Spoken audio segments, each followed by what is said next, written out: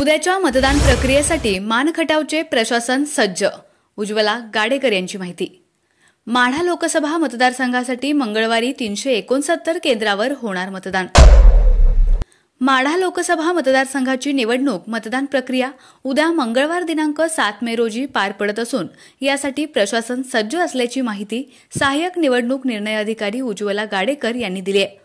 माण मतदारसंघात एकूण 3,50,011 एवढे मतदार असून यामध्ये पुरुष मतदार 1,80,027 तर महिला मतदार 1,69,975 इतके आहेत.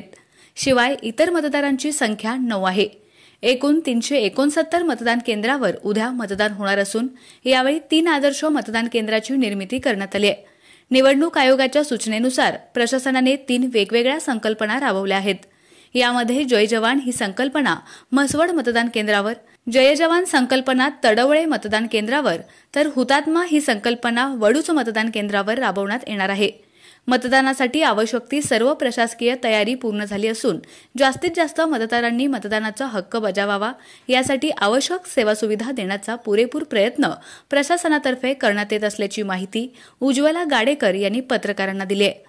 वाढते तापमान विचारात घेऊन मतदान केंद्रावर पिण्याच्या पाण्याची व्यवस्था, आवश्यक ठिकाणी मंडप उभारण्यात आले आहेत.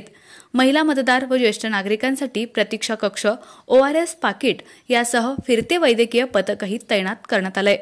आपला आवाज न्यूज नेटवर्कसाठी एकनाथ वाघमोडे, दहिवडी.